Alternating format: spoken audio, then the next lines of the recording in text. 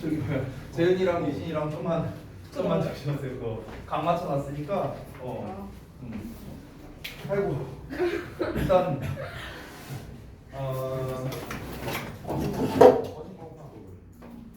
우선은 죄송해요 여러분들. 이게 일단 먼저 좀 얘기를 하고 들어가자면 이거를 이제 제가 한 5일 전부터 작업을 했거든요. 근데 이제 이게 분량이 7지문이잖아요. 근데 이제 제가 이제 말씀드린 적 있는지 모르겠는데 이게 한 지문 만드는데 제가 시간을 한번 재봤더니 1시간 반이 조금 넘게 걸려요. 한 지문 만드는데. 근데 이제 12강이 총 7지문이거든요. 그래갖고 이제 나눠서 이제 작업을 했었어요. 나눠서 이제 작업을 했는데 근데 이제 지금 이번 주 오늘이 금요일이죠. 그러니까 월요일부터 금요일까지 해갖고 다 합쳐서 제가 한 6시간 정도 잤어요. 5일 동안. 그래갖고 어제 밤에 이제 가져갖고 막 했어. 작업을 이제 막 했는데 제가 이제 오늘 아침에 좀 이제 일찍 일어나야 할 일이 있어갖고 좀 이제 일찍 일어나는 바람에 이거를 이제 와서 또 막 부랴부랴 했는데 여러분 이제 여러분 오실 때까지 이제 다 이제 작업을 못 해갖고 이제서야 좀 되었는데 일단 그 부분에 대해서 제가 먼저 좀 사과의 말씀을 좀 드리겠습니다. 자, 한번 볼게요. 다행히도 내용이 막 엄청 어렵거나 그러지는 않았던 것 같아요. 그래서 같이 한번 보겠습니다. 자, 일단 구조독해 패턴 먼저 보죠. 아주 심플한 주제 부연 설명 결론 이 패턴으로 가고 있는데 내용 한번 바로 보자. 음식은 먹는 사람들을 구별하고 결속시킨대요. 그러니까 어떤 음식의 특징에 대해서 얘기를 하는 것 같은데요. 이제 부연 설명을 하는데 어떤 이 레인 릭팡이라는 사람의 말을 인용해서 이제 부연 설명을 하고 있어. 그래서 이 사람에 따르면 그러니까 조국에 대한 사람들의 애정이 그 어렸을 때 어떤 예리한 감각적 즐거움에서 비롯된다고 했는데 그 감각적 즐거움이 어떤 거냐면 즉 어떤 음식을 어떻게 먹었느냐 이런 거에 따라 이제 달려 있다는 거야. 그리고 이제 막 요리에 대한 언급이 공동체의 일체성, 지속성에 있어서 중요하다고 이제 얘기를 했는데요. 쉽게 말하면 뭐냐면 이제 제 친구가 이제 예전에 캐나다 유학을 갔었는데 얘가 막 한국에서 파는 떡볶이가 먹고 싶다. 막 그래갖고 뭐 길 지나가다가 무슨 뭐 삼성전자 간판 보이면 막 애국심이 든다 막 이런 얘기를 한 적이 있었거든요. 그러니까 그런 것처럼 이제 뭔가 이 사람들 각자의 조국에 대한 애정이 뭐다? 그냥 어렸을 때 막 뭐 떡볶이 맛있게 먹었던 거, 그냥 약간 그런 음식 같은 데에서 이제 비롯되는 경우가 많다라는 거죠. 한국 전용 음식, 한국에서 파는 김치찌개 먹고 싶다, 막 이런 거. 그러니까 그런 것처럼 이 먹는 사람들을 구별하고 일단 구별을 하죠. 한국 사람은 이걸 먹어야 돼. 그리고 한국 사람이다, 우리는 한국 사람이다라는 거를 결속시키는 이런 역할도 한다는 거죠. 그래서 결론이 뭐냐? 결국 공동체의 운명은 그 공동체 구성원들이 얼마나 잘 먹느냐에 달려 있다라는 겁니다. 됐나요? 이렇게 이제 내용이 나왔는데 같이 한번 내용을 좀 보겠습니다. 첫 번째 보시죠. 처음에 보시면은 as well as로 이제 시작을 하고 있는데 B as well as A라고 제가 이제 써놨죠. 여러분 아래다 써놨는데 not only but also B랑 같은 뜻입니다. 그래서 A뿐만 아니라 B도 한다. 음식은 구별할 뿐만 아니라 결속시킨다는 겁니다. eaters, 처먹는 애들을요. because. 왜 그러냐? what and how and eat. 요 what절이 지금 주어로 쓰인 거야. 그래서 지금 단수 취급되고 있는 거 확인하시고요. 그러면 어떤 사람이 무엇을 그리고 어떻게 먹느냐가 형성한다는 거야. 어떤 사람의 감정적인 타입, 결속감을요. 결속은 이제 우리가 본드라고 할 수도 있겠죠. 또는 바인딩이라고 써도 됩니다. 바인딩. 이게 이제 결속, 유대감 이런 거죠. 그래서 사람의 정서적인 유대감에 많은 부분을 이제 형성하기 때문에 그렇답니다. 어떤 집단적 정체성에 있어서요. 자, 이 부분 잠깐만 보자. 여기 be-it이라고 갑자기 나왔거든. 여기까지 이제 완전한 문장이 나왔는데 because절에 완전한 문장이 나왔죠.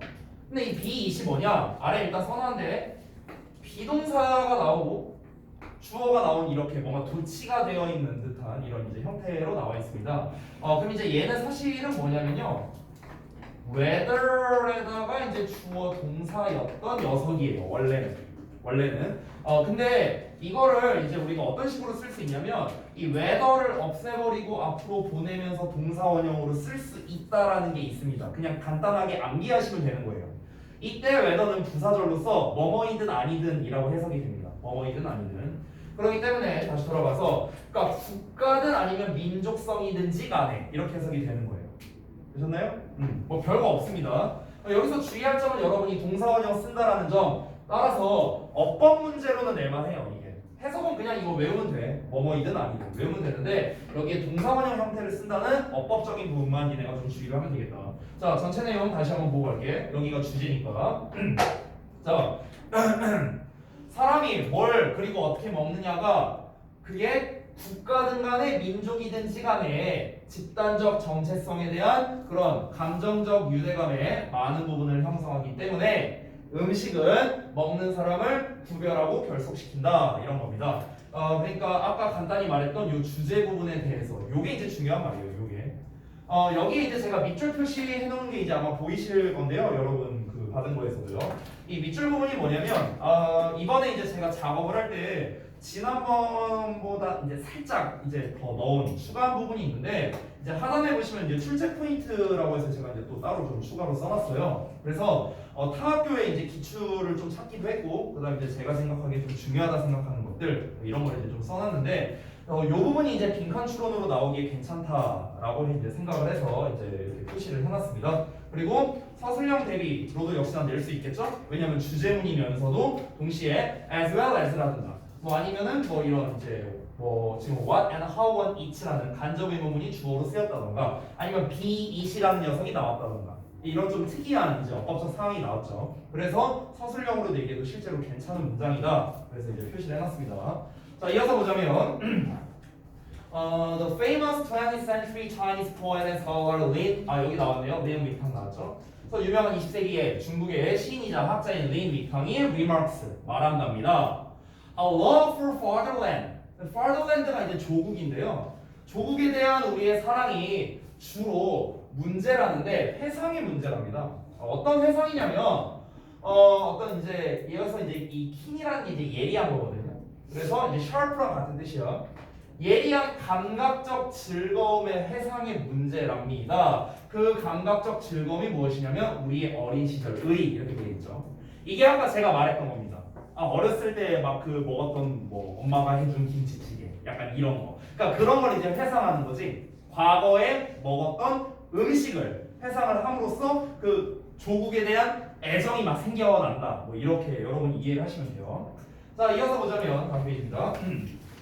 이제 그거를 이제 조금 더 구체적으로 설명하는 게 이제 요 문장인데 엉클쌤에 대한 충성심이라고 했는데요. 이 엉클쌤이라는 건 뭐냐면 쉽게 말하면 미국 정부를 말합니다. 이제 그 미국 정부를 의인화한 거를 우리가 이제 엉클쌤이라고 해요. 어쨌든 미국 정부에 대한 충성심은 뭐에 대한 충성심이냐? 미국 도넛에 대한 충성심이라고요. 먹을 거 나왔죠? 구체적인 예시. 그리고 여기서 이제 뭐 베르톨랜드라는 게 나왔는데 이게 이제 독일어로 이제 조국이라는 뜻이거든요. 그러니까 독일인의 이제 조국을 말하는 거죠. 그에 대한 충성심은 뭐냐?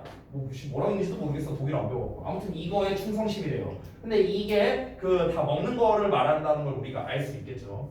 자, 그래서 다음 내용 보면 그러한 예리한 연관성은요 음식과 국가 또는 민족적 정체성의 확인에 대한 그런 사이에 있는 예리한 그런 연관성이 분명히 사실을 나타낸답니다. 대절 이하라는 사실이 되는 건데 이때 대신 동격이 됩니다. 그래서 뒤에 3형식 완전한 문장 나오는 거 여기도 보시면 주어 동사 보어 이 형식의 완전한 문장 나왔다는 거 확인하시면 되겠고요. 당연히 동격이기 때문에 우리가 이제 which라는 형태와 이제 바꿔 쓸 수 없겠죠. 자, 그럼 어떤 사실을 이제 나타냈냐면 퀴즈 앤 테이블 내러티브니까 어떤 그런 먹는 거, 식사를 말한 거겠죠. 그리고 이제 식사에서의 이야기 이런 거겠죠. 요리와 식사 이야기가 차지한다는 거야. 중요한 장소를 차지한다는 거죠. 뭐에 있어서냐? In the training grounds니까 어떤 훈련장들에서 이제 이런 그 중요한 장소를 차지하고 있다는 거죠. 어떤 훈련장, 어떤 장소냐? Of a community and its civilization. 즉 공동체와 그리고 그것에 즉 그 공동체의 문화에 있어서입니다. 자, 다시 한번 보자면요. 그 연관성이라고 했잖아. 연관성이 다시 한번 뭐다? 음식이랑 대체 그런 이제 국가나 민족적인 정체성이라고 했잖아요. 국가 민족적 정체성. 그냥 아까 말했던 거 쉽게 생각하면 돼. 한국인은 김치를 먹어줘야지. 이런 거. 이런 게 이제 음식과 민족 정체성의 연관성을 말하는 거잖아. 그렇지? 근데 이런 연관성이 어떤 거를 보여줬는가? 이런 거를 보여줬다라는 거예요. 다시 한번 말하자면 어떤 이제 뭐 훈련장, 여기서 뭐 훈련장 얘기를 왜 했는지는 모르겠지만 아직까지는 모르죠. 어쨌든간 그 공동체와 그 공동체의 문화에 있어서 훈련장에 있어서 이제 그 어떤 중요한 장소 이런 걸 이제 점유를 했고요. 따라서 먹는 거, 요리하는 거, 그리고 어떤 음식에 대해 얘기하는 게 중요하다는 사실을 나타낸답니다. 뭐에 있어서? 공동체의 전체성과 지속성. 전체성은 어떤 이제 일치성, 그러니까 이제 좀 뭐랄까 일체성 뭐 이런 거라고 좀 생각을 하시면 돼요. 요 문장이 기니까 조금 이해하기가 이제 어려울 수 있는데 의역된 부분과 직역된 부분을 다시 한번 보면서 좀 이해를 하시면 좋을 것 같습니다. 자, 의역된 부분을 다시 한번 읽어보면서 너네가 한번 이해를 해봐. 다시 봐봐. 기니까 음식과 국가적 또는 민족적 정체성 확인 사이의 그런 강한 연관성, 여기까지는 어렵지 않죠? 이게 뭐다?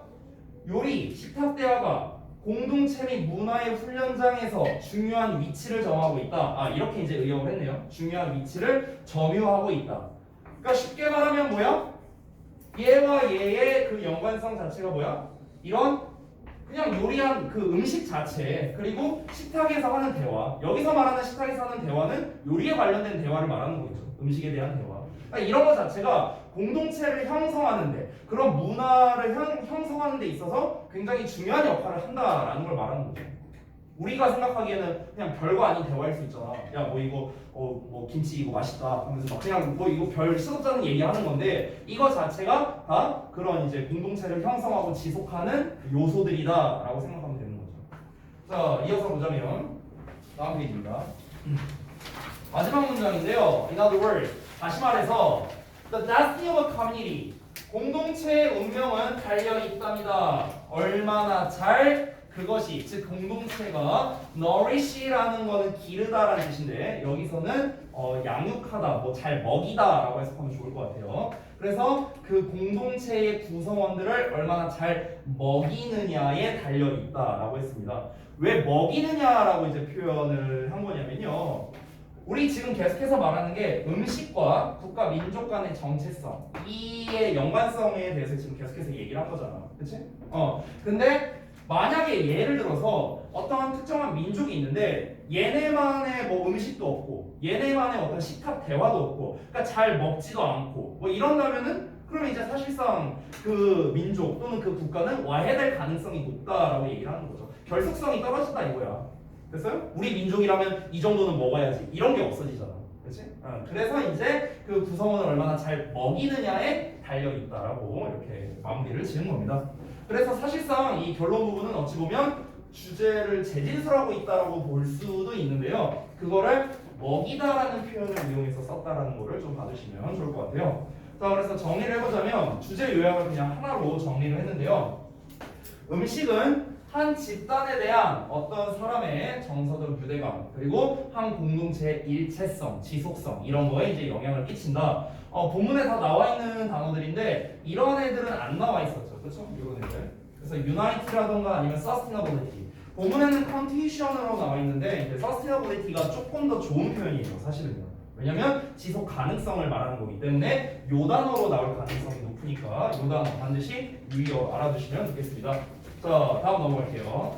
1번.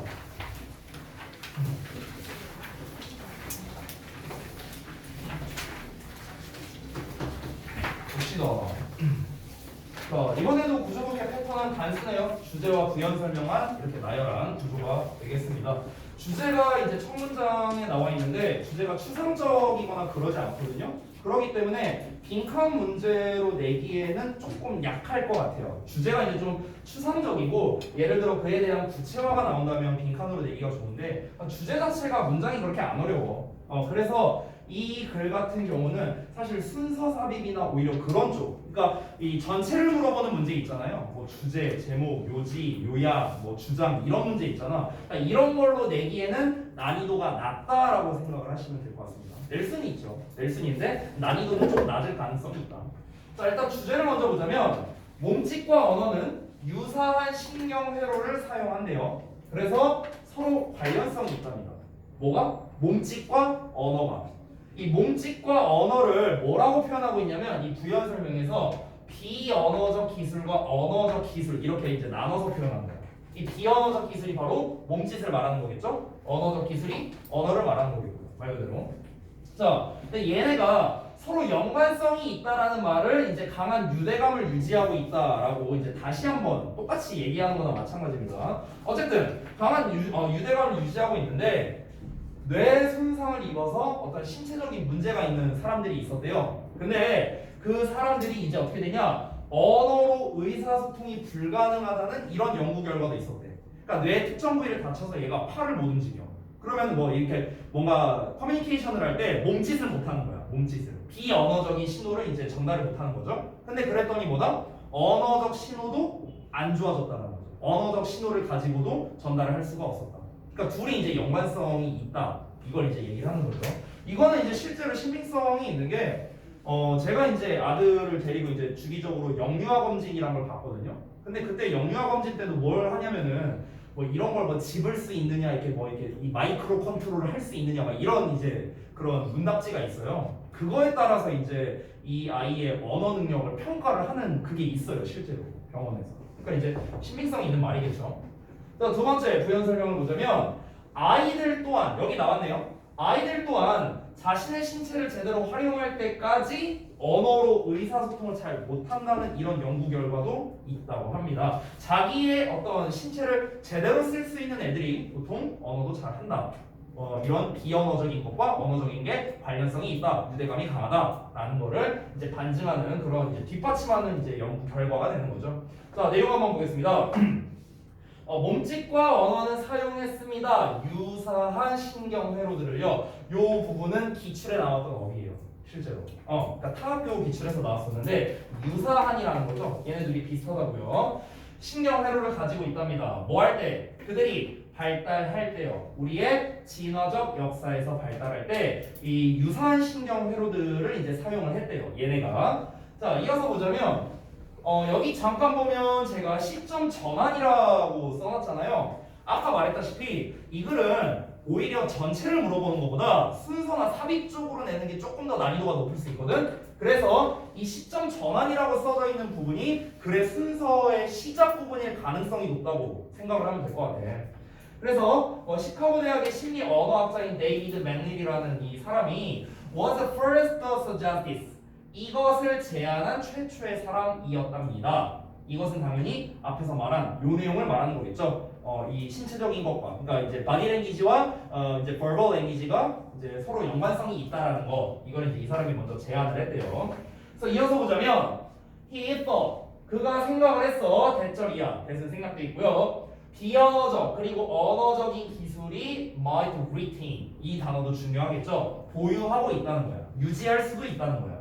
뭐를? 그들의 강력한 ties, 또 나왔네요. 유대감을 유지할 수도 있다라는 거죠. even though, 비록 뭐 할지라도 그들이 뭐 할지라도냐면 갈라질지라도요. 여기서 이제 이 diver라는 표현 자체가 우리가 그 여러 번 수업할 때 나오는지 잘 기억이 안 나는데 이 divergent라는 표현이 있는데 이게 이제 형용사로 발산적인이라는 뜻이거든요. 발산적. 여기에서 이제 파생된 거예요. 그래서 diverge 하면 이제 발산하다, 뭐 이제 여러 갈래로 나뉘다, 뭐 이런 뜻이 됩니다. 그래서 그들이 갈라졌을지라도요, 뭐로? 각각의 행동 영역이에요. 여기서의 스피어는 영역입니다.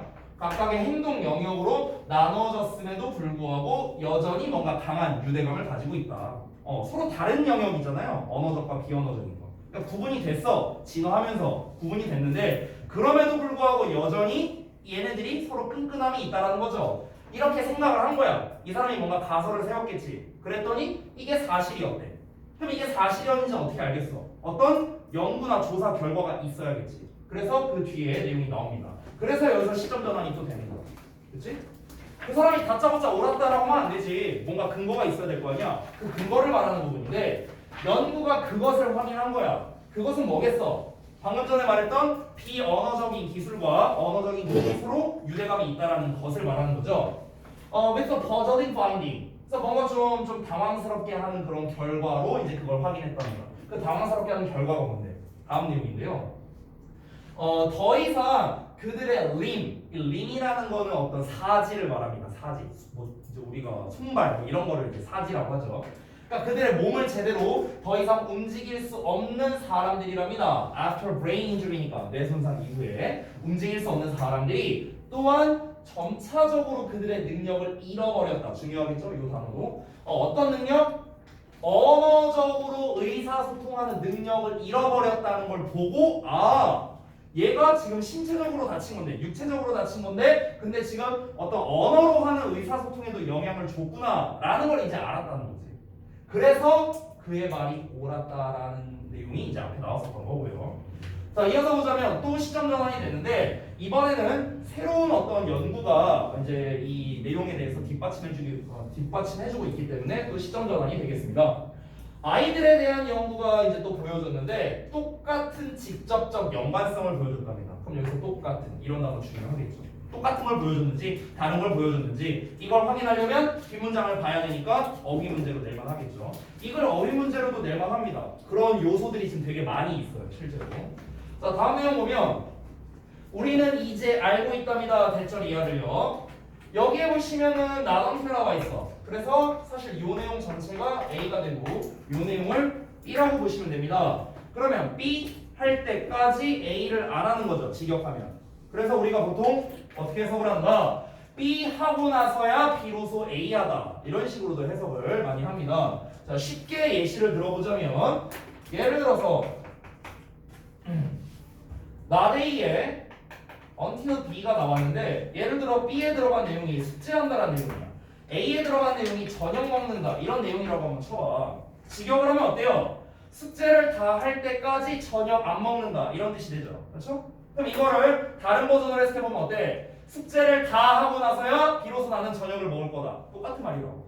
됐어? 그래서 B 하고 나서야 비로소 A 하다 이렇게 해석을 하면 되는 거야. 알겠죠? 여기서 이제 주의할 점이 뭐냐면 이 나레이언 틸비를 이제 해석하는 거는 뭐 그렇게 어렵지 않아요. 만약에 뭐뭐 하고 나서야 비로소 뭐뭐 하다 이 해석이 만약에 기억이 안 난다면 그냥 직독직해로 해도 돼. 할 때까지 안 한다. 그들에도 상관은 없습니다. 중요한 건 뭐냐면 얘도 서술형으로 잘 나오는 소스 중 하나인데 보통 이 나레이언 틸비라는 구조를요 강조 구문과 섞어서 되게 잘 냅니다. 강조 구문, it is that 있죠. 그러니까 이 it is that이랑 나레이언 틸비를 섞어서 되게 잘 내. 아래다 써놨으니까 이제 참고해 보시면 돼요. 나중에 어떻게 섞냐면은 우리가 원래 강조 구문 사이에 여기 it is that 사이에다가 강조할 말을 집어넣잖아. 근데 여기에 들어갈 수 있는 건 명사나 대명사나 부사를 쓸 수 있지 여기다가. 그렇지? 근데 봐봐. until 절은 부사절이야. 그럼 당연히 얘를 강조할 수 있겠죠. 그럼 어떻게 쓰는 거냐면 이 it is와 that 사이에 until B 내용이 들어가는 거야. 이렇게 들어가. 여기 not이 있잖아. not은 여기로 가요. 그럼 이 A 내용은 어디로 가? 여기가 이렇게 뒤로 가는 거야. 그래서 이런 식으로 it is not until B that A라는 식으로도 쓸 수 있어요. 강조 구문으로서. 해석은 뭐 달라지는 거 없습니다. B 하고 나서야 비로소 A 하다. 그냥 순서대로 가면 돼요. 순서대로. 오케이? 그러니까 오히려 해석은 이게 더 쉬운데요. 만약에 이거를 장문하는 식으로 이제 문제를 낸다면 조금 헷갈릴 수 있어. 니네가 이걸 얘를 여기다 써야 돼, 여기다 써야 돼. 이게 헷갈릴 수 있기 때문에 이제 B 하고 나서야 A 하다라는 해석법을 여러분이 알아두시는 게 사실은 좀 더 좋습니다. 자, 다시 돌아가서 볼게요. 내용적인 거 보자면 우리가 이제 뭘 알고 있냐면 in fact 유아들이 do not gain 얻지 않는다는 거를요. A more sophisticated vocabulary. sophisticated는 이제 정교한이라는 뜻입니다. 또는 고도로 발달된이라는 뜻이 있어. 고도로 발달된 또는 정교한. 그러면 더 정교한 어휘를 얻지 못한다는 걸 알고 있답니다. 뭐 할 때까지? 그들의 fine motor finger control이, 그러니까 미세한 그런 손가락 통제가, 여기서 통제는 이제 손가락 움직임의 통제를 말하겠죠? 이게 개선될 때까지요. 자, 그럼 다시 한번 해석해봐. 그들의 미세한 손가락 컨트롤이 개선되고 나서야 비로소 그 아이들이 어떻다? 더 정교한 어휘력을 얻을 수 있다는 걸 우린 이제 알고 있다. 됐어? 이렇게 해석하면 됩니다.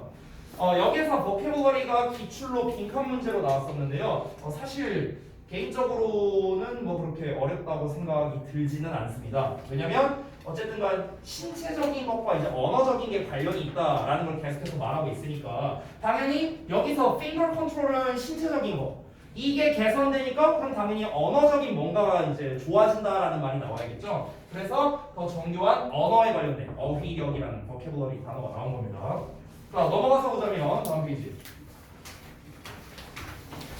That's a remarkable finding. 그건 주목할 만한 연구 결과고요. Gestures are windows into thought process라고 나와 있네요. 몸짓은 창문이래요. 뭐로 들어가는? 사고의 과정으로 들어가는 창문이라고 이렇게 비유를 했답니다. 그러니까 몸짓을 할 수 있어야만 언어를 제대로 할 수 있다라는 거니까 이제 몸짓을 통해서 이제 약간 이 창문을 관문 같은 개념으로 쓴 것 같아요. 어떤 이제 사고 과정에 들어가기 위해서는 이 몸짓이라는 녀석이 필요하다를 이제 이렇게 표현을 한 거겠죠. 자, 그래서 이제 주제 및 요약문을 보자면 몸짓과 언어는 그들의 강력한 유대 관계를 유지시키고 있고요. 비슷한 신경 회로를 사용해 오고 있다라는 겁니다. 여기에서 이제 살을 조금 더 붙일 수 있어요. 이 살을 좀 붙인다면 어떤 내용이 들어가면 좋냐면 신체적인 부분이 이제 만약에 뭐 이제 잃어버리게 된다면 신체적인 능력을 잃어버리게 되면 언어 능력도 잃게 된다. 아니면 반대 버전으로 말할 수도 있죠. 신체 능력이 개선되고 나서야 비로소 언어적인 능력을 얻을 수 있다. 이 두 가지 버전으로 요약문을 낼 수도 있습니다. 만약 이 지문을 요약으로 시험 낼 거라면 방금 전에 말씀드린 게 사실 내기는 더 좋아요. 왜냐면 이렇게 될수록 이렇게 된다라는 어떤 긍정 부정에 대한 이제 그런 어휘가 들어가니까 요약 시험으로 내기에는 그게 조금 더 좋습니다. 자, 다음 내용 가죠. 오늘 컨디션이 안 좋아서 자꾸 오락가락하네요. 오늘도 그 세차 타보는 듯이 첫날부터 저 사고 날 뻔했어요. 이러면서 보느라고 이러면서 정신 차려볼게. 자, 봅시다.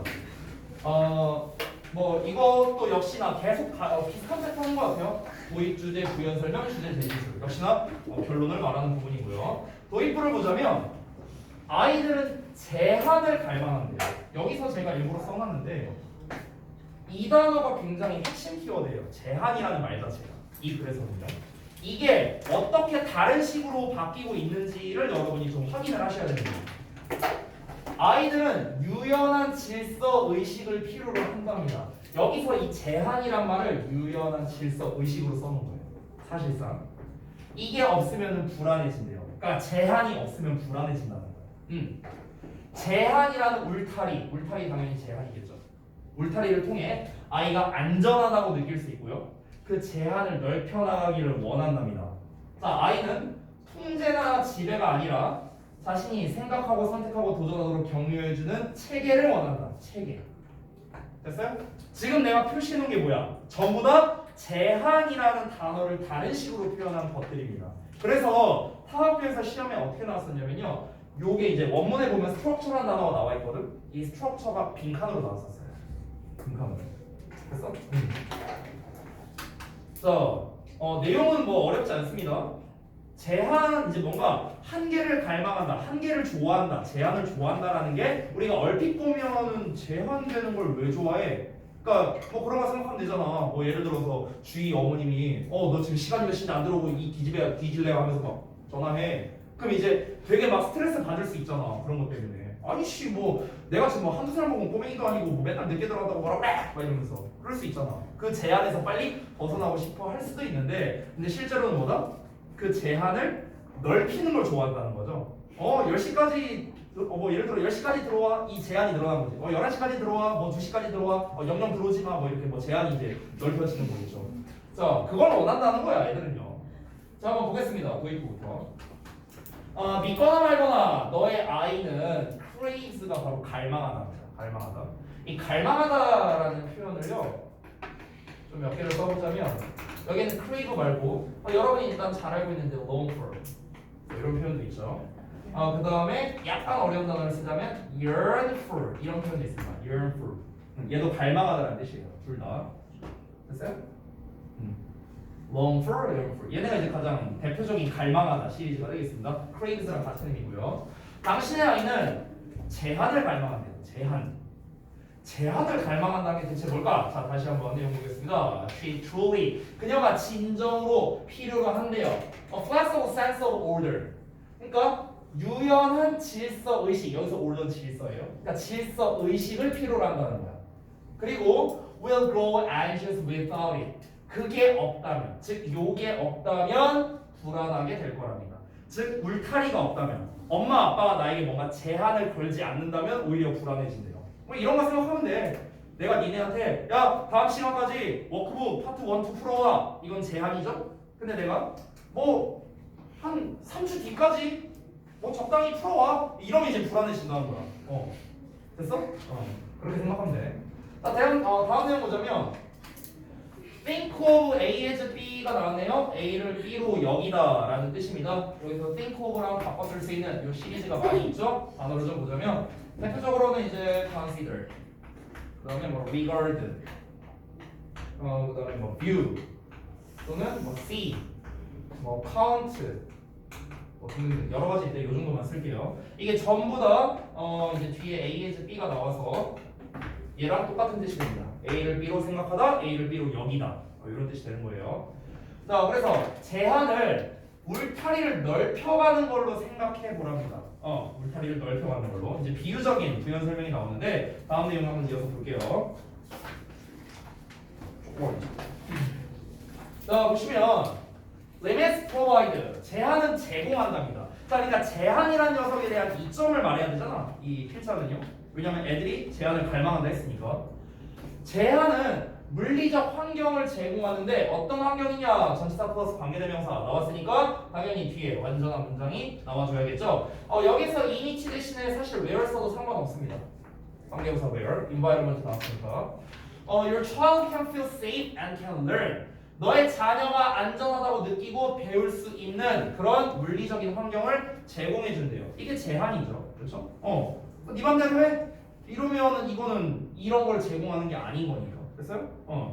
자, 이어서 보자면 as she grows, 그녀가 여기서의 grow는 뭐뭐해지다입니다. 뒤에 형용사 보어가 있기 때문에 그녀가, 즉 당신의 자녀가 더 유능해지면서 the boundaries will expand, 그 경계선이 확장될 거래요. 그러니까 여기서 자녀가 유능해진다는 거는 좀 더 뭐 이해력이 있어지면이라고 보면 되겠죠. 쉽게 말하면 나이를 처먹을수록. 됐죠? 자, 이어서 she begins in the womb. 이 wom이라는 게 자궁이에요. 자궁. 그 여성들이 가지고 있는. 그러니까 그녀가 자궁에서 시작되고요. expands, 확장된답니다. to a bassinet. 어떤 요람으로 시작이 요람으로 이제 확장되고 그리고 나서 그녀의 침대로 넓혀 나간다는 거죠. 지금 이놈, 요놈, 요놈이 지금 세 개가 상징하는 게 다 똑같지 않아요? 어떤 안식처 같은 개념인 거잖아. 휴식하는 공간 이런 거를 상징하고 있는 거죠. 처음에 여러분이 저를 포함한 여러분 모두는 엄마의 뱃속에 있었고 그 다음에 어떤 그 포대기로 갔고 요람으로 그러고 난 다음에 침대로 갔잖아요. 점점 여러분의 제한이 넓어진 거죠. 그렇죠? 이 제한을 안 두는 게 아예 제한을 없애버리는 게 애들이 원하는 게 아니란 거지. 야, 씨, 막 깐난애기 막 태어난 지 50일밖에 안 되는데 내가 너에게 자유를 줄게. 네 알아서 해. 이거 아니잖아. 이거는 애가 원하는 게 아니죠. You may feel, 너는 느낄 수도 있어. Your 3-year-old, 너의 3살짜리 애가 is too young, 너무 어리다고. 뭐 하기에는 for an overnight visit, 그러니까 밤샘 방문에 대해서랍니다. 어디로? 그 놀이 친구의 집에. 3살짜리한테 3살짜리가 엄마 또는 아빠 나 친구네 집에서 밤새 놀고 올게. 3살짜리가. 내 아들도 7살이에요. 말같이 나는 소리지. 개소리하지 마. 이렇게 되겠죠.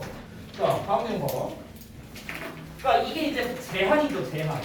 그렇죠? 제한을 걸어야지. 아니 이 제한을 풀어버리면은 아까 말했던 안전성에서 벗어나게 되는 거잖아. 아니 뭐 얘가 뭔 일을 치를 줄 알고 얘를 보내버리고 안 되겠죠.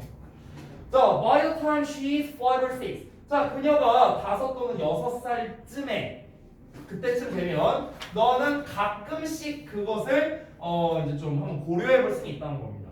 여기서 말하는 그것은 이제 친구 집 가서 밤새는 거 말하는 거겠죠. 그리고 그녀가 10살 때쯤 되면 너는 준비가 될 거랍니다. To say yes to a pajama party. 그러니까 그 파자마 파티에 가는 거에 yes라고 말할 준비가 된다는 거죠. 10살이요? 10살? 10살짜리가 엄마 나 친구네 집 가서 오늘 밤새 좀 한번 신나게 놀고 와볼게. 허락 안 해줄 것 같은데. 아무튼간 당신의 아이의 readiness는 이제 명사형입니다. ready의 명사형. 그래서 당신의 아이의 준비성이 결정합니다. 그 경계선이 어떻게 확장될지를. 됐어요? 여기서 준비성이라고 표현한 거는요. 아까 말했던 능력적인 부분, 그러니까 유능함이라고 보셔도 돼요. 유능함. 됐어요? 그래서 capability라고 쓸 수도 있습니다. 그러니까 맥락적으로는 얘랑 똑같은 거예요. capability가. 능력이랑 똑같은 거죠. 능력. 그냥 쉽게 ability라 써도 되겠고요. 됐나요? 그러니까 너의 아이가 어디까지 할 수 있느냐인 거죠. 네 아이가 어디까지 할 수 있느냐가 그 경계선, 즉 엄마 아빠가 허락해주는 그 범위가 이제 확장된다는 거겠죠. 당연히. 자, 다음 내용 보겠습니다. 그만 내릴게요. Your child, 너의 아이가 does not want control or dominance라고 나오는데 여기 not의 법이에요. 그래서 지금 요 목적어와 요 목적어가 이제 병렬로 연결된 거고, 물론 여기에 want를 써도 됩니다. 여기에 want를 써도 되는데 want를 안 쓴 거예요. 여기에서 이런 질문 하실까봐 미리 말씀드립니다. 자, not의 법이면 A와 B가 병렬인데 지금 B 자리에 명사가 나와 있어. 그럼 A 자리에도 명사 나와야 되는 거 아니냐? 병렬이니까 그렇게 말할 수 있는데 엄밀히 따지면 A 자리는 요 want까지 포함이 된 거죠. 그러면 not을 여기다가 써야 되는 거 아니냐라고 생각할 수 있는데 왜 그러냐면 얘 때문에 그래요. not은 부정문이라서 그렇습니다. 됐나요? 우리가 want not이라고 쓸 수는 없을 거 아니야.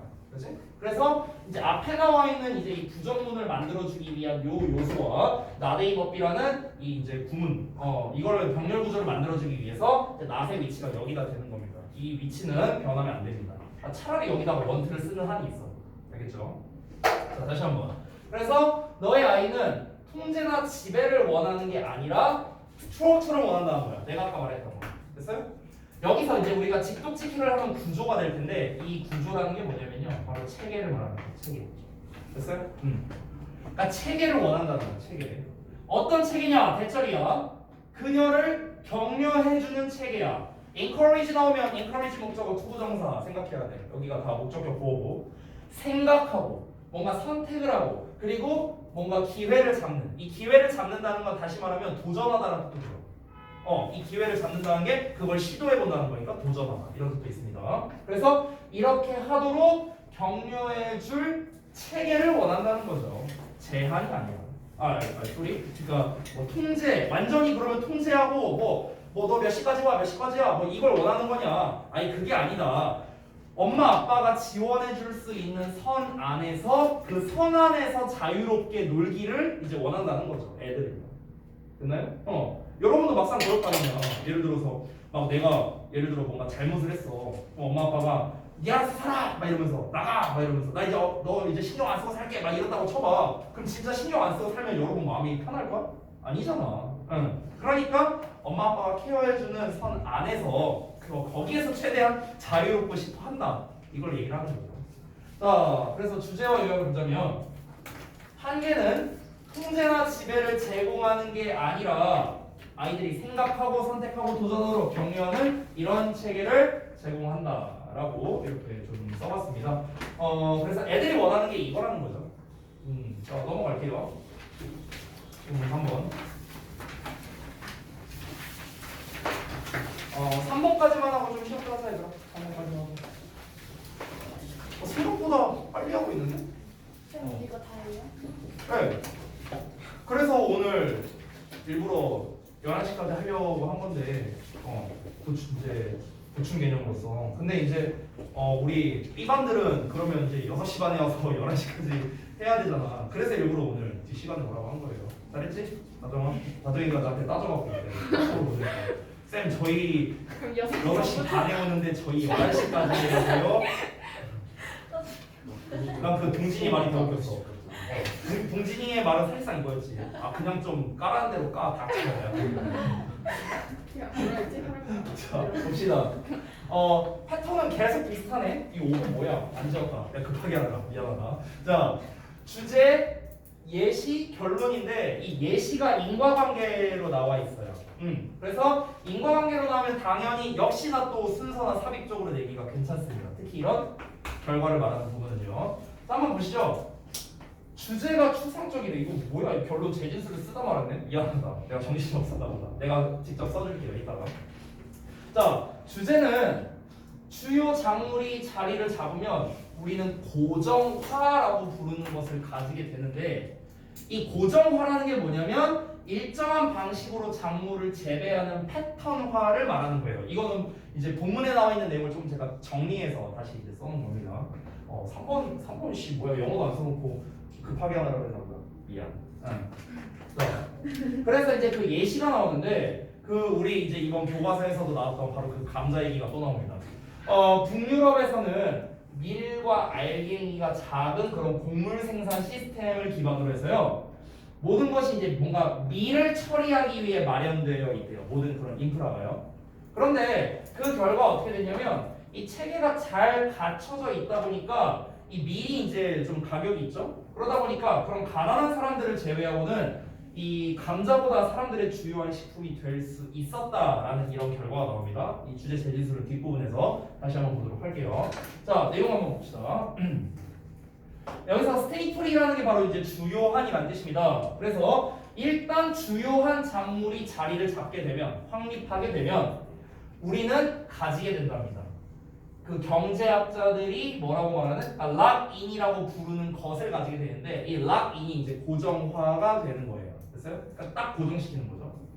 자리를 잡게 된다라는 게 뭐냐면 이제 쉽게 말하면 얘를 이제 재배하는 과정이라고 생각을 하면 될 것 같아요. 그러니까 예를 들어 A라는 작물이 있고 B라는 작물이 있는데 얘네를 둘 다 처음으로 재배를 해보는 거야. 그럼 당연히 여러 시행착오를 거치겠죠. 여러 시행착오를 막 거쳐. 이렇게 했더니 저렇게 되고 저렇게 했더니 그렇게 되고 여러 가지 시행착오를 겪어서 나온 결과물이 있을 거 아니에요. 그렇지? 그럼 이 결과물이 뭐예요? 소위 말해서 고정화가 되는 거야. 고정화. 저는요 근데 이 고정화라는 말은 잘 와닿지 않고 우리식으로 표현할게요. 국룰이에요. 국룰. 됐어? 이 고정화라는 말이 국룰이라고. 밀을 생산하는 데 있어서 국룰이 있다고요. 국룰이. 됐어? 그 얘기하는 거야. 자, 다음 내용 보자면 이 패턴이라고 나온 게 바로 위에서 말한 그 고정화를 말하는 겁니다. 고정된 패턴을 말하는 거죠. 자, 패턴은요 계속됩니다. 왜냐면 그 패턴을 말하는 거야. 이거 가주어진 조 아니다.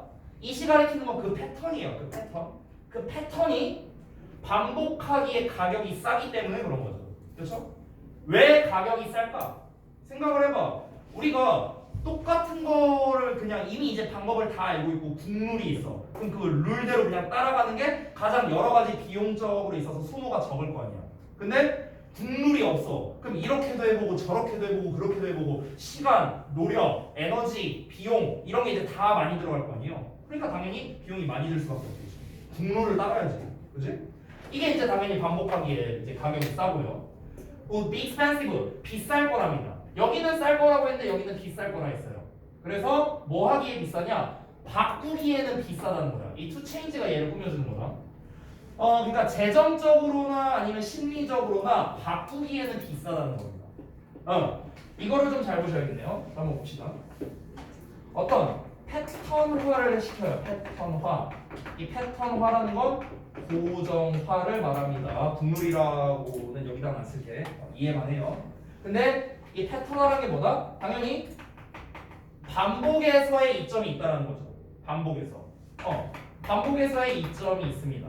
근데 이거를 변화를 주려고 하면은 당연히 불이익이 있다는 거죠. 어떤 측면에 있어서? 비용적 측면에 있어서. 비용에 있어서. 그렇죠? 이런 이제 이렇게 정리를 할 수 있겠죠. 자, 그래서 다음 내용을 좀 보자면 이걸 갖고 이제 뭘 얘기를 하려고 하는 건가? 도대체 내용을 이어서 봐봐. 여기서부터 이제 예시를 말하기 시작하는 거야. 지금까지는 약간 추상적이라고 보일 수도 있어요. 막 고정하니, 패턴하니 막 이런 말을 썼으니까.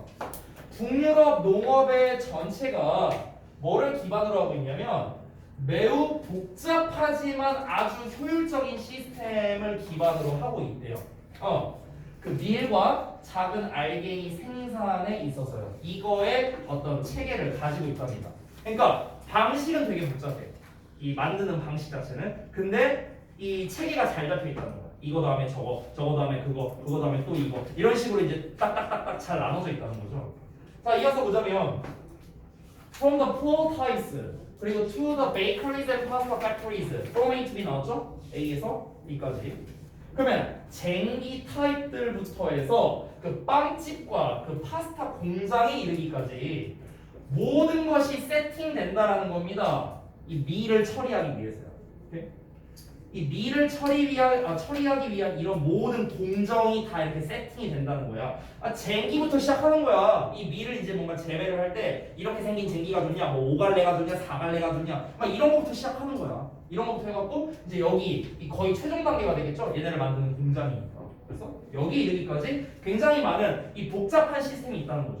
시스템은 되게 복잡해. 하지만 이 체계를 잘 따른다면, 즉 이 반복만 제대로 한다면은 훨씬 더 이제 싸게 먹힐 수 있다는 거죠. 가장 효율적으로 밀을 생산해낼 수 있는 방법이라는 거야.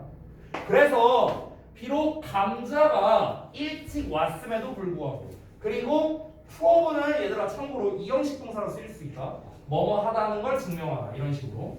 그래서 뒤에 productive와 adapted가 둘 다 보어로 쓰인 거야. 보어로. 그러니까 이렇다고 증명했다 이렇게 해석하면 됩니다. 그러니까 훨씬 더 생산적이고 잘 적응했대요. 밀보다. 그랬다고 증명은 됐어. 이건 우리 이제 교과서에서 배워서 알잖아. 감자가 굉장히 척박한 환경에서도 잘 자란다는 걸 우리 이미 배웠잖아. 그치? 그러니까 그럼에도 불구하고 밀이 주요 식품으로 남아있다라는 겁니다. 우리 북유럽의 이제 주식이 밀이죠. 밀. 그렇죠? 우리는 쌀이고요. 어떤 지역을 제외하고는 to poor and marginal to afford. 그러니까 그것을 감당하기에는 너무 가난하고 수익이 나지 않는 지역들을 제외하고는, 여기에서는 제외하고 나머지 대부분에서는 이제 이 밀을 주식으로 하고 있다는 겁니다. 그러니까 여기서 감자 얘기를 왜 했느냐는 이제 뒤에 나오는데 미리 좀 말하면 그 대조를 시키기 위해서 그런 거예요. 그러니까 밀이라는 것 자체는 뭔가 이제 이 제대로 하려면은 그 과정이 복잡해요. 뭔가 이제 제대로 재배하고 생산하는 과정이 되게 빡세다는 거죠. 뭐에 비해서? 감자에 비해서. 감자는 과정이 단순해요. 그럼 우리가 생각을 해봐. 얘는 복잡하고 얘는 단순한데 그럼 얘가 주식이어야 되지 않나? 왜 얘가 주식이라는 거야? 얘를 훨씬 더 생산 많이 할 수 있는 거 아니야? 이렇게 생각할 수 있잖아. 근데 왜 밀을 더 생산을 많이 할 수 있느냐? 그 이유는 뭐야? 바로 어떤 그 체계 때문에 그런 거죠. 체계. 됐어요? 그 시스템 때문에 그런 거라고요. 시스템. 근데 이제 감자는 이 시스템이 있는지 없는지는 뭐 아직은 모르겠고요. 어찌됐든간 그래서 이제 밀이 어떤 이 체계적으로 이제 효율적으로 돌아가기 때문에 사람들이 이제 어차피 밀에 이제 이 생산이 많아지니까, 그러니까 이제 밀을 주식으로 먹는다는 거죠. 뭐 밀로 빵 같은 것도 만들고 이러니까. 자, 그래서 다음 내용 볼게요. 다음 페이지. 여기서 아이언 핸드라는 표현이 나왔는데 좀 특이하죠? 이게 엄격한 통제라는 뜻입니다. 직역하면 강철 소문이 되는 건데 이렇게 생각하면 될 것 같아. 이 핸드가 이제 약간 그 뭐랄까 터치하는 거? 그러니까 손길? 그러니까 누군가를 터치하는 거야. 이 터치한다는 것 자체가 누군가를 감시한다거나 통제한다거나 지배한다거나 이런 느낌이 되는데 이게 강철이니까 빡센 이런 느낌이 되는 거죠. 자, 그래서 경제 엄격한 통제가 first 나왔는데 first 목적어 초부정사 오형식 구조입니다. 그래서 impoverished Irish and Poles, 그러니까 가난해진 아일랜드인들과 폴란드인들이 live on potatoes니까 감자를 먹고 살게 강요했다라고 이제 나와 있죠. 여기서 live on이라는 게 먹고 살다라는 뜻이에요. 먹고 살다. 이 아일랜드 하니까 또 아일랜드 기근 우리 했었던 거 기억나죠? 감자를 먹고 살게 강요했대요. 이 엄격한 통제가요. In the old days, 그러니까 옛날에는요. 근데 여기 아까 제가 써줬던 단어 나왔네요. yearn for, 뭐뭐를 갈망하다. 그들은 빵을 갈망했어요. 그들은 얘네겠죠. 아일랜드인들이랑 이제 폴란드인들. 그리고 현재는 그들은 빵을 감당할 수 있다. 그러니까 빵을 살 만한 여유가 되고 그리고 더 적은 감자를 먹고 있다랍니다. 그러니까 얘네가 그랬나 보지. 그러니까 경제의 엄격한 통제가 강요했다라는 말은 무슨 말이냐면 아까 위에서 말했잖아. 이 밀이라는 게 과정이 복잡하대. 이거는 본문에 안 나온 단어지만 배경지식적인 측면으로 설명을 해줄게.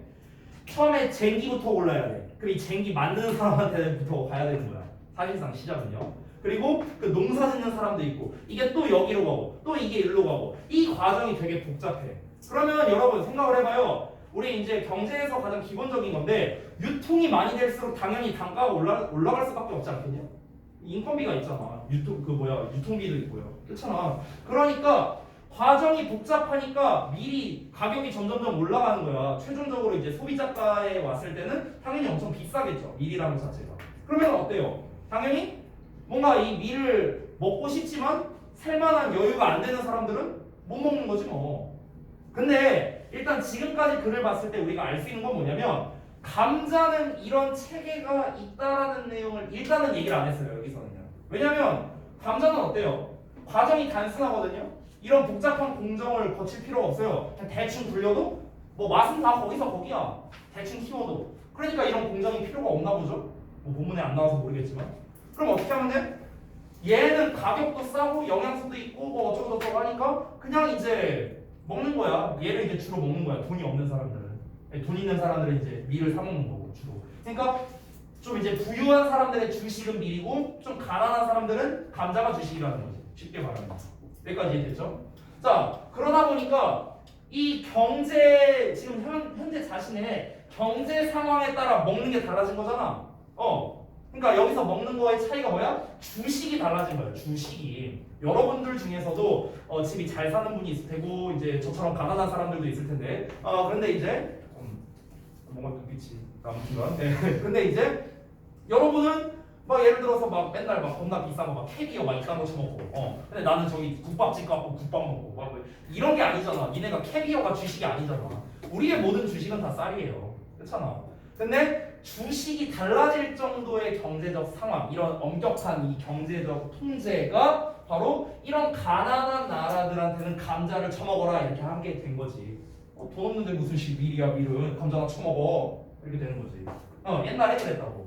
근데 얘들도 당연히 감자만 먹는데 이거 맛대가리가 있겠냐? 맨날 감자 먹는데. 그러니까 이제 빵을 먹고 싶어 했고 이제는 여유가 생기니까 빵을 먹는 거고 이제 감자를 덜 먹게 됐다는 거지. 주식의 이제 전환이 있었다는 거죠. 이해됐죠? 자, 그래서 이 마지막 문장이 좀 애매할 수 있는데 봐봐. 감자가 자기 자신을 그 시스템에 추가했대요. 근데 그것을 파괴하지 못했답니다. 그래서 그것은 그 시스템이에요. 이게 무슨 말일까? 감자가 그 시스템에다가 자기 자신을 추가했지만 그 시스템을 파괴하지는 못했다. 이 시스템이란 건 뭐예요? 아까 제가 써놨죠. 어떤 그 미래 생산 과정이라고 생각하면 돼요. 그 복잡한 과정. 그게 이제 시스템인데 감자라는 것 자체가 자기 자신네를 시스템에다가 넣기도 했다라는 거 보니까 감자도 이런 뭐 공정이 나왔나 보죠. 그렇죠? 또는 여기서 이제 공정이라는 건 아까 위에서 말했던 잠깐만 어디였냐? 여기 요 고정화에 들어가게 됐다는 거겠네요. 됐어요? 밀은 고정화에 이제 들어가게 된 거죠. 그렇죠? 근데 그 시스템을 부수는 것까지는 못했다. 그러니까 그 시스템을 뒤엎어버리지는 못했다는 거겠죠. 이유는 여러 가지가 있겠지만 비용이 많이 드니까 그러지 않을까? 비용이? 아까 말했잖아. 반복시키기에는 가격이 싸지만 바꾸기에는 비용이 많이 든다라고 했으니까. 그러니까 그 체계를 무너뜨리기까지는 못했다는 거겠죠. 자, 그래서 이제 요지와 요약을 좀 보겠습니다. 감자는 밀과 알갱이가 작은 그런 곡물 생산 시스템을 파괴시키지 못했던 것처럼 이 확립된 패턴은 계속된다는 거야. 고정된 패턴은 계속되는데 반복하기에는 싸지만 바꾸기에는 비용이 많이 들기 때문이다 라고 이제 이 종합적으로 설명을 해봤습니다. 그렇죠? 그 밀이랑 뭐 이런 얘기는 어디까지나 예시예요. 예시. 그러니까 예시가 중요한 게 아니라 당연히 중요한 부분은 여기부터겠죠. 여기까지는 다 예시에 대한 얘기고 여기부터가 진짜 중요한 내용이 되는 거겠죠. 그렇죠? 자, 좀만 쉬었다 하자.